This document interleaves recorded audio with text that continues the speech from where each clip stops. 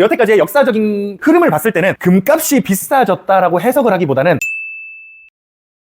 첫 번째, 천정부지 금값 상승으로 말씀을 드려보도록 하겠습니다. 1년 동안 금값이 2,000달러였던 게 거의 2,900달러까지 올라갔다가 제가 이제 캡처했을 때는 2,883으로 금요일날 소매 판매 발표로 인해서 급락을 했거든요. 뭐 이거는 나중에 말씀드리긴 하겠지만 그전에는 2,900 뭐 한 40불까지도 터치를 했습니다. 불과 1년 만에 40% 이상 상승을 한 모습을 보였던 거죠. 이거는 트로이 온스당 달러 기준이고 트로이 온스가 우리로 하면 31g인가? 대충 그 정도 된다고 아시면 될 것 같습니다. 우리나라는 보통 한돈 단위로 얘기를 많이 하죠. 한돈 단위가 이제 3.75g이고 요거에다가 3.75를 곱하면 됩니다. 그러면 지금 우리나라가 한 돈당 그 디자인값 빼고 뭐 이런 거 빼면 그러니까 반지 말고 그냥 순금 한 돈을 산다면 대략 60만 원 정도 필요하다고 말씀을 드릴 수가 있을 것 같고요. 실제로 오른 폭을 보면요. 거의 한 60% 정도가 올랐다고 말씀을 드릴 수가 있겠습니다. 1년 동안 달러 기준으로 트로이 온스당 40% 올랐는데 우리나라는 심지어 환율까지도 올랐잖아요. 그러니까 달러 가치가 많이 올랐다 보니까 그것까지 반영이 되면서 금값이 많이 올랐다고 말씀을 드릴 수는 있으나 사실 그거에 비해서도 조금 더 오르기는 했습니다. 달러 기준 금값 오른 거나 우리 달러 환산했을 때 환율 기준 금값 오른 거보다도 얘가 조금 더 올랐다는 점에서 사실 괴리율이 조금 있다 정도로 말씀을 드릴 수 있을 것 같고요. 그만큼 우리나라에서 그런 투기 수요, 사재기 같은 것들이죠. 투기 수요가 많다라는 합리적 의심도 해볼 수 있을 것 같습니다. 그러는 와중에 우리나라에서 유일한 한국금거래소 기반의 그 현물 ETF가 한국투자증권 자산운용에서 유일하게 KRX 금현물 ETF를 운용을 하고 있습니다. 근데 이거는 1년 전보다 무려 2배가 뛰었습니다. 그래서 1년 전에 12,000원이었던 게 지금 24,000원을 목전에 두고 있을 정도로 어마어마하게 많이 뛰었는데요. 실제로 금값보다는 더 올랐으니까 금이 오른 것보다는 그래서 옥자께서는 이게 부가가치세가 붙어서 그렇다라고 말씀하시는 분들도 계신데 그럼 이때는 부가세 안 붙었나요? 그런 거를 생각해보면 아무래도 투기 수요가 아닐까라는 생각이 개인적으로는 조금 드는 것 같은데 왜 이렇게 올랐을까는 좀 지켜봐야 되는 문제가 되는 것 같습니다.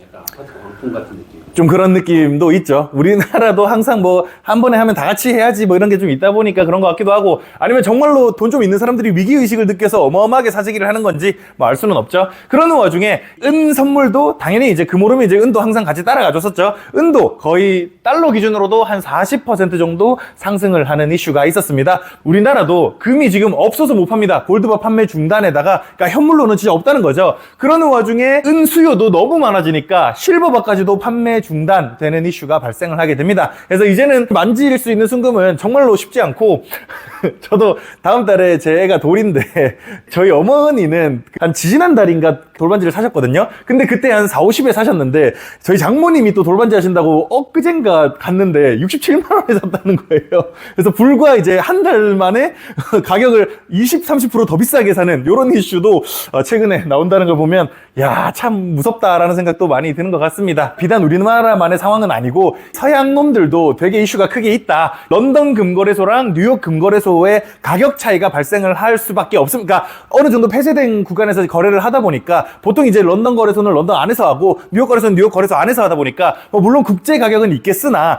그 안에서 어느 정도 폐쇄적으로 가격 형성이 될 수밖에 없기는 한데 근데 그 차익 거래를 이용해가지고 수익을 보는 세력들이 분명히 있겠죠. 분명히 있을 겁니다. 환치기 하는 것 마냥 금치기를 하는 거죠. 그러니까 그 차익 거래를 하는 사람들이 당연하겠지만 그 작은 차익을 얻겠다고 되게 레버리지를 많이 껴서 하다 보니까 보통 선물을 갖다가 많이 합니다. 그래서 가격 차이가 좀 나면 한 곳에는 롱 치고 한 곳에는 숏 쳐가지고 레버리지를 극단적으로 끼워서 거래를 많이 하는데 최근에 이제 금 가격이 급등하는 이슈가 발생을 했잖아요. 이 뉴욕 금 가격이 급등을 했대요. 런던보다도. 여러 변수가 있겠지만 뉴욕 시장이 수요가 더 많았거나 뭐 했겠죠. 그래서 뉴욕 시장이 런던보다 더 많이 뛰는 이슈가 있었고 뉴욕 금을 가지고 숏을 쳤던 세력들이 이제 금 현물이 없어가지고 그러니까 숏은 이제 매도 포지션이다 보니까 그 매도 포지션에 대해서 금 현물을 마련해야 되는 상황까지 왔고 그러다 보니까 런던 가가지고 금을 공수해오는 이슈까지도 있었던 겁니다. 금괴를 비행기에 태워가지고 런던에서 뉴욕으로 갖고 가기까지 할 정도로 어마어마한 금 현물 수송이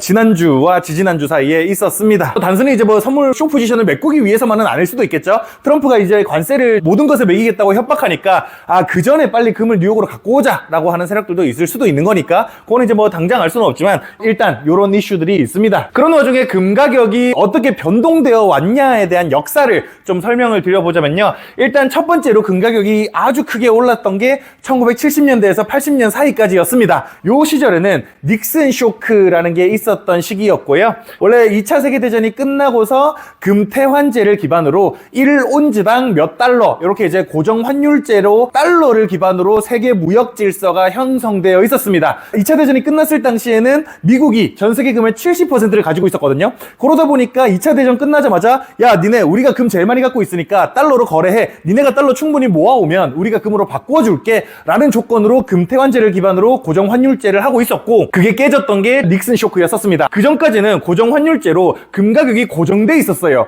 이게 월봉일 거거든요. 월봉인데 10월 한 달 동안 하이로우가 37.55에서 고정되어 있었다는 것 자체가 이게 이제 그때 당시에는 37.55달러로 고정해놨기 때문이다 라고 볼 수가 있는 거죠. 이렇게 고정해놓고 있었는데 1980년이 돼서 보니까 무려 637달러까지 상승을 하게 됩니다. 그래서 불과 10년 사이에 20배가 오른 거죠, 금 가격이.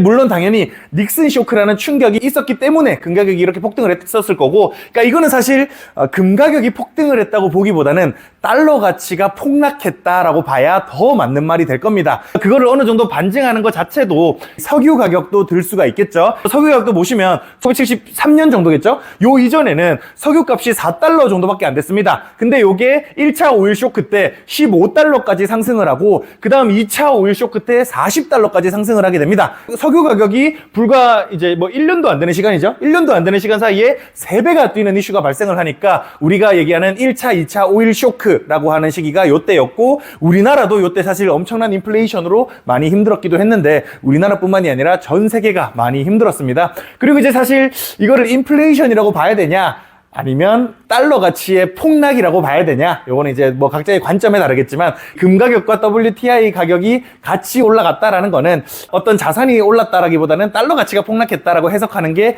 좀 더 일반적인 해석이 아닐까라는 생각이 개인적으로 들고 있습니다. 그런 와중에 두 번째로 금 가격이 폭등을 했던 시기는요, 모두가 알고 계시는 08년 서브프라임 모기지 시기였습니다. 금융권의 탐욕으로 인해서 미국 경제가 망가졌던 시기였고요, 미국 달러의 신용 자체가 폭락을 했던 시기였습니다. 서브프라임 모기지 터지기 전까지만 해도 1980년대 고점이었던 금값을 겨우 상회할 정도까지 올라왔던 게 순식간에 2, 3년 만에 거의 2,000달러까지 올라갔죠. 1,900달러까지 올라가는 이슈가 발생을 하게 됩니다. 마찬가지로 이때도 금값이 거의 뭐 한 3배 정도 뛰는 이슈가 발생을 했던 거고, 요 시절에는 미국이 사상 최초로 제로금리까지 금리를 떨어뜨렸던 시기이기도 했습니다. 여기까지만 봤을 때도 금이 오른다기보다는 달러 가치가 금에 비해서 떨어지는 거 아닌가라는 생각을 어느 정도 해볼 수 있을 것 같습니다. 그리고 그 와중에 서브프라임 모기지로 인해서 연준이 보유하고 있던 자산, 연준이 자산을 보유하고 있다는 거는 그만큼 어떤 다른 주체한테 돈을 빌려줬다라는 뜻이 됩니다. 아마 정부가 되겠죠. 정부한테 빌려준 돈이 1조 달러도 안 되었었는데 08년 서브프라임 모기지가 터지자마자 빌려준 돈이 2배가 늘어나게 됩니다. 하루아침에. 그렇게까지 어마어마하게 많은 돈이 풀리다 보니까 시중에서 달러 가치가 하락하는, 달러에 대한 신용도가 떨어질 수밖에 없는 이슈가 발생을 하게 됐던 거죠. 그리고 그게 금값을 올렸다라기보다는 달러 가치를 떨어뜨렸다라고 해석할 수 있는 지표가 되겠습니다. 그리고 이제 코로나 때 또 한번 급등을 했던 이슈가 발생을 했었죠. 마찬가지로 이때도 연준이 어마어마한 돈을 풀어냈고, 그리고 미국이 또 한번 제로금리로 내려갔던 시기이기도 했었습니다. 이렇게 시간을 보내오다가 지금 와서 금값이 또 한번 폭등을 하는 이슈가 발생을 하고 있는데요. 이제 요거는 과연 어떻게 해석을 해야 될 것인가 이제 고민이 되는 거죠. 여태까지의 역사적인 흐름을 봤을 때는 금값이 비싸졌다라고 해석을 하기보다는 달러 가치가 떨어졌다라고 해석을 하는 게 더 맞는 표현인 것 같습니다. 그리고 지금 상황에서 봤을 때는요, 이 지중금으로서의 달러의 매력보다는 금이 지중금으로서 더 매력적이지 않을까라는 생각을 개인적으로도 조금 해볼 수 있을 것 같습니다. 이게 이제 전 세계의 지급 준비금을 얘기하는 건데요, 2차 세계대전이 끝날 때까지만 해도 대부분의 지중금은 금이었습니다. 대부분의 국가가 금태환제였었으니까요. 금 와가지고 거래를 할 때였으니까요. 근데 이제 2차 세계대전이 끝나고 전 세계 금의 70%가 미국에 가 있는 상태에서 우리 달러를 금에 고정해 줄 테니까 너네 달러 가지고 거래해라 라고 하니까 그러면 내가 굳이 금 가지고 있을 필요 없겠네. 달러를 갖고 있어도 되겠다 라고 하는 세력이 점점 많아지다가 70년도에 닉슨 쇼크가 발생하고 요때 어마어마한 변곡점이 있게 됩니다. 다시 달러 비중이 좀 줄었다가 점점 달러 비중이 늘어나게 됐던 거죠. 그 다음에 이제 08년 서브프라임 모기지 때도 다시 달러 비중이 조금 줄었습니다. 줄었다가 그래도 다시 괜찮나 보다 하고 달러가 차차 요때부터 또 다시 달러 비중이 줄어들기 시작을 하다가 22년에 또 이제 어마어마한 사건이 하나 터지죠. 러시아랑 우크라이나가 전쟁을 시작하게 됐던 겁니다. 22년에 전쟁이 시작되고 나서 스위프트에서 러시아를 퇴출시키는 일까지도 일어나죠. 스위프트가 이제 미국이 주도하는 국제은행 결제 시스템입니다. 근데 그 은행 결제 시스템에서 러시아가 퇴출되다 보니까 돈이 없어서가 아니라 그 스위프트에 접속할 수가 없어서 러시아가 23년에 디폴트가 나는 상황까지도 생기는데요. 그러다 보니까 달러를 기반으로 자산을 가지고 있는 미국과 척질 가능성이 있는 국가들이 내가 굳이 지중금을 달러로 준비할 필요가 있나? 라는 생각을 하기 시작했고, 그만큼 조금이라도 미국과 척질 가능성이 있는 각 국가들은 지중금으로서 금을 계속해서 매입하기 시작을 했었습니다. 그 기간 동안 지금 금의 가치가 계속해서 상승해 오고 있었다라고 말씀을 좀 드릴 수가 있을 것 같은데요. 앞으로 어떻게 될지는 좀 지켜봐야 될 것 같습니다. 확실히 어쨌든 간에 지금의 금 가격 상승 추세는 달러에 대한 신뢰가 하락하고 있다라고 해석을 해도 무방할 것 같다라고 저는 판단을 하고 있습니다. 그런 와중에 지난 금요일에 금이 급락을 했는데요. 2,950달러까지도 넘보다가 이제 2,883까지 떨어졌다가 지금은 또 2,915달러까지 다시 올라왔습니다. 그러니까 이렇게 급락을 했던 거는 미국의 소매 판매가 갑자기 너무 안 좋게 나왔습니다. 이거 인플레이션 우려가 해소되는 건가? 라는 생각으로 금에 대한 매력도가 이제 조금 떨어졌다라고 어느 정도는 해석을 해볼 수가 있을 것 같습니다. 일단은 소매 판매가 너무 낮게 나왔기 때문에 금 가격이 급락을 하기는 했으나 장기적으로 금이 상승하는 추세가 과연 사그라질까라는 개인적인 생각은 조금 드는 것 같습니다. 그런 와중에 지금 중앙은행으로서의 전 세계 금의 지급 준비를 보면요. 미국 중앙은행의 금 지급 준비가 압도적으로 많습니다. 그래서 8,000톤의 금을 보유하고 있고요. 중국은 근데 재밌는 게 공식적으로는 2,200톤밖에 없다고 얘기를 하고 있습니다. 근데 공식적이지 않게는 아마 많은 매입을 했을 거고, 그러니까 몇몇 분들이 추정하시기에는 아마 10,000톤 이상 있을 가능성이 꽤 높다라고 추정을 하고 있습니다. 그만큼 실제로 23년 2분기에서 3분기 넘어가는 동안에도 중국이 매입한 금만 78톤에 달할 정도라는 걸 생각해 봤을 때, 그리고 중국은 금을 계속해서 오피셜하게도 계속해서 매입하고 있다는 점을 생각해 봤을 때 앞으로도 금값이 오를 가능성은 무시할 수 없겠다 정도로 생각을 해볼 수가 있겠습니다. 다만 안타까운 거는 저희 변액보험에는 변액연금에만 금이 있다는 게 조금 안타까운 요소가 되는 것 같기는 하고, 그 중에 변액연금에 있는 골드 투자형도 사실 15%는 채권에 투자가 되고 있습니다. 그러니까 마냥 금을 추종하는 건 아니다 보니까 약간 아쉽기는 한데 뭔들 중요하겠습니까? 금이 계속 오른다면 일단 금에 투자된다는 것 자체가 의미가 있는 거니까요. 그래서 정리를 드리자면요. 국제금 값은 1년간 40%가량 상승했고, 국내 가격은 달러 가치 상승으로 60% 가까이 상승을 했습니다. 국내 유일 금 현물 ETF인 에이스 KRX 금 현물은 1년간 90% 상승을 하기도 했고요.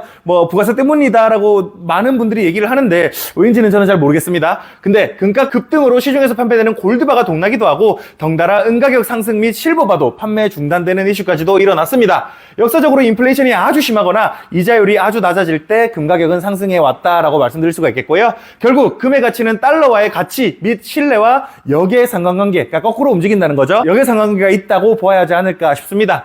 미국의 러시아에 대한 달러 자산 동결 조치 이후 달러에 대한 신뢰가 깨진 것도 어느 정도 영향을 끼치는 것 같고요. 14일엔 미국 소매 판매 부진으로 인해서 금 가격이 급락하기는 했으나 각 국가의 공격적 금마입에도 중앙은행 준비금으로서 금 비축량이 여전히 미국이 가장 많다는 점을 고려해 봤을 때, 다른 나라도 그리고 금에 대한 욕심이 있다는 걸 생각해 봤을 때 장기적으로는 좀 더 오를 가능성이 높은 것 같다라고 생각을 하고 있습니다.